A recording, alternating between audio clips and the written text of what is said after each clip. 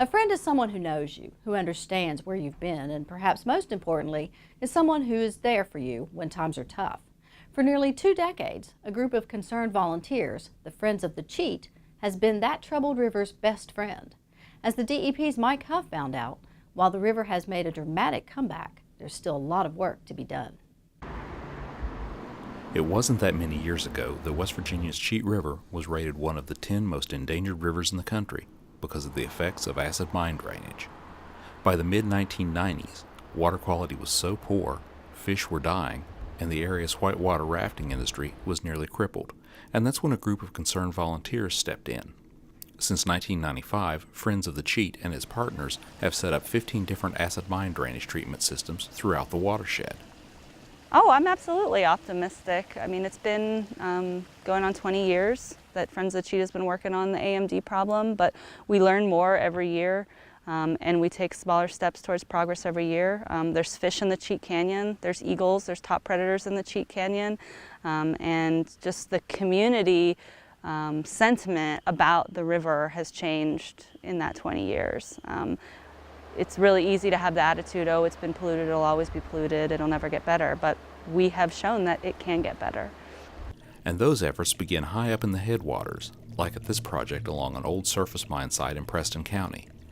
The Tichenor Road AMD treatment site was originally constructed in 2005 by a grant to WVU's National Mining Reclamation Center.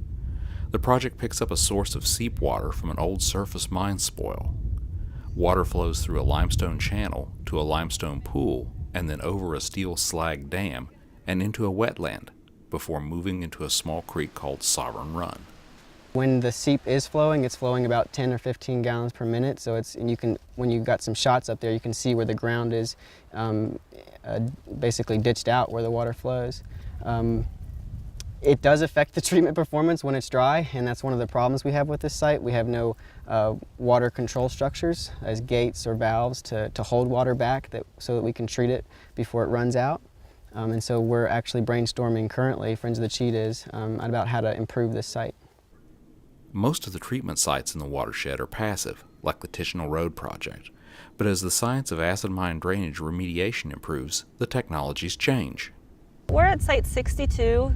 We call it Sovereign 62. This site has a long history of different treatment approaches, and in 2010, Friends of the Cheat, in cooperation with the National Mine Land Center at WVU, installed this treatment project using 319 funds.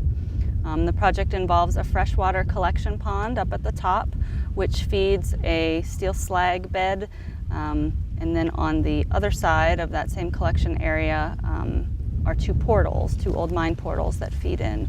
The water then mixes behind me in the first leach bed cell, and there are 2 limestone leach beds in sequence, and then at the very bottom we have a wetland, which adds some natural metal removal properties. And the numbers back that up.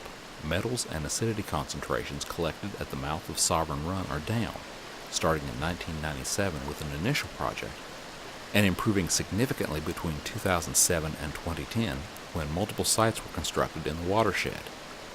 In many of those cases, that meant getting the cooperation of private landowners. You know, we try and work cooperatively with landowners who voluntarily let us come in. I mean, this site is several acres of property that the landowners have given to us. So not only are we using taxpayer money, but we also are we're also working with landowners who want to see improvement. It's crucial. Friends of the Cheat does own some properties that we've picked up in tax sales in case there are sites that we can't get voluntary buy-in. But without the landowners, we really don't have anywhere to work. Mark Dixon is one of those landowners. A pile of limestone fines along the stream as it runs through his property helps raise the pH of the water as it flows through. We just wanted to keep improving the stream, because when we first moved here it was still red, but now, as you can see, it's really improving. I'm a trout fisherman, and it's nice to keep the streams in good condition. We're taking small steps, but we are seeing success, and the work in Sovereign Run is a very small piece of the puzzle, but we have landowners who are starting to buy in and they see progress.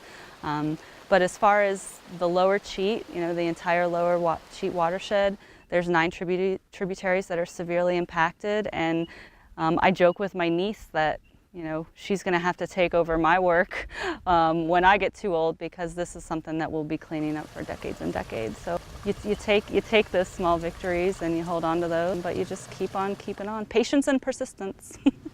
Patience and persistence. Pretty good qualities to have in a friend. In Preston County, I'm Mike Huff for Environment Matters.